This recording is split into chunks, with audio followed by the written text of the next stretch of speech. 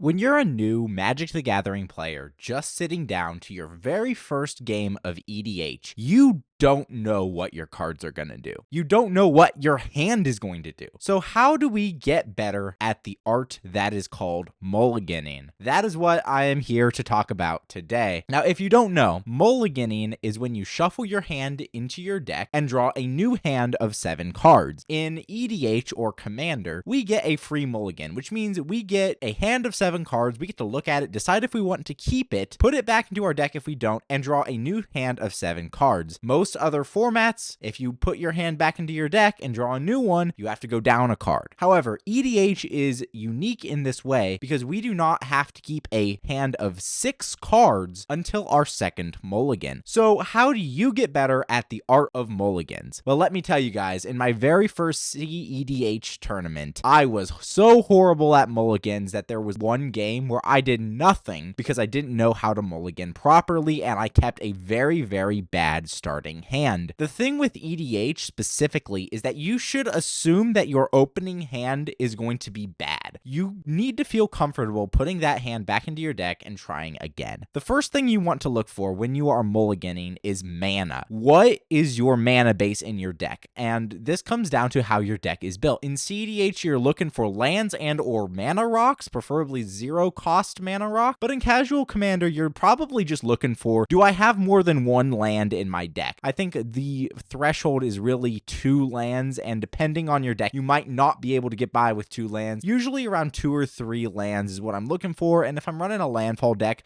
I like to look for 4 lands in my opening hand. That ensures that I can make land drops on my first 3 turns. Maybe I'll draw some more lands so that I can keep making land drops and accelerate my mana and my mana production and play bigger stuff. But it really depends on how your deck is built, right? If you're only running 20 lands, then I think you might be kind of screwed. Depending on how likely you are to draw a land, that will affect your decision. Along the same lines, you're going to want to look for some amount of ramp as well. I have a video talking all about mana rocks that I released recently. You can go check that out if you're wondering what kind of mana rocks you should put in your deck. But generally, if you see a soul ring, if you see a signet or a talisman, you might want to keep the hand, especially if you have 2 lands. It means you're going to have 3 mana available. And 3 mana is really where you can start setting up some bigger plays. Next thing you want to look for when you are mulliganing is card advantage. What exactly is card advantage? Card advantage is often confused with drawing cards, but that is not entirely the case. Although drawing cards can be very helpful, and there are cards like Opt or Consider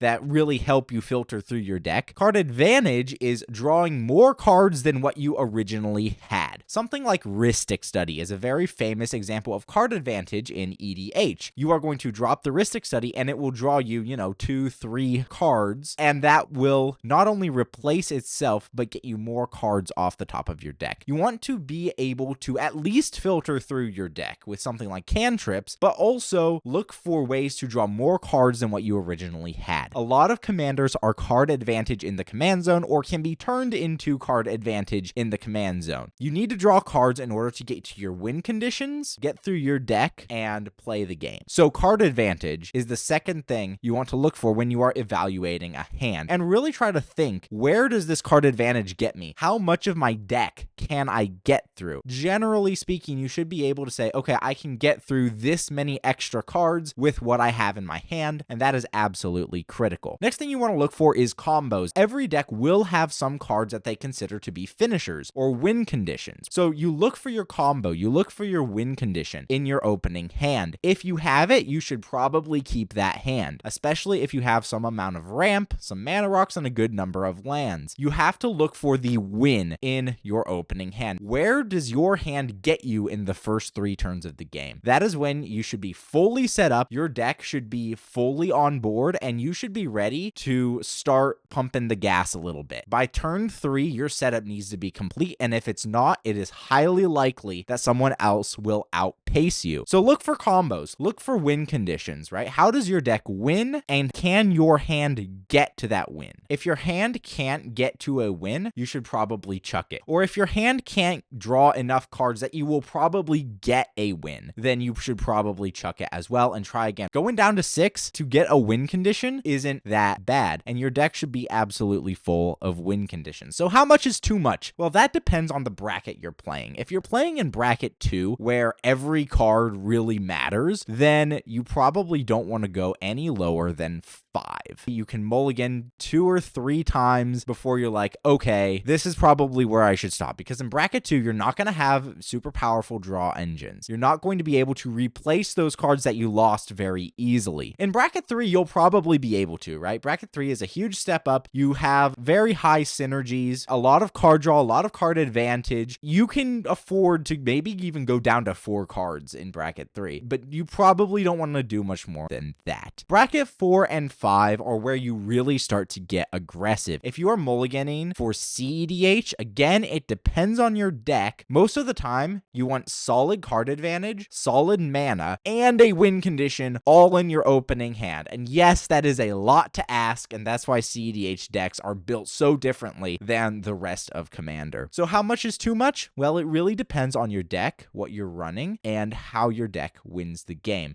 and how likely you are to draw your win con. Are you doing like a Lab Maniac win, where every card in your deck is, maybe you're doing self-mill, or maybe you're doing extra card draw, and then you try to win with a Lab Maniac? Well, that's one thing. Your deck can probably get to that win with a number of different hands. Or are you doing something like attack triggers, where you win if you get a certain number of attack triggers? Maybe you make a bunch of dudes, maybe you're destroying stuff, maybe you're gaining life. It doesn't really matter as long as your deck can get to a win. Most decks should be more full of win cons than not. It increases your chances of drawing them, and it doesn't lock you into a certain way of winning, so that you are more adaptable, more flexible with what your deck can do. That brings me to my next point, which is knowing your deck. How have you specifically built your deck? How well do you know your deck? Maybe you didn't build your deck. Maybe you net decked something, or maybe you're playing a pre-con, but how well do you know that deck? The play patterns, the mana curve, what that deck needs to win, what gets you there, what is the line of play that your deck follows? If you know that, you will be able to get to a win, hopefully from any card in your deck. And if your hand doesn't, if your hand is like all lands or no lands or something like that, that is when you need to chuck your hand and try again. It all comes down to knowing how your deck plays and what your deck wants to do. And if you don't know that, then you're not going to know what a good hand looks like. So the first thing you do is you build your deck yourself. I don't like net decking decks, and I don't like playing pre-cons because I don't know the lines that those decks are trying to take. But if I think it through myself, then I can execute the game plan much better. That's not to say that there's not a place for net decking or playing pre-cons, but once you've done that a couple times, you should really start thinking in your own head about how you want to get to the win, or how you want your deck to get to the win. The second thing you need to do is play your deck, and play your deck a lot.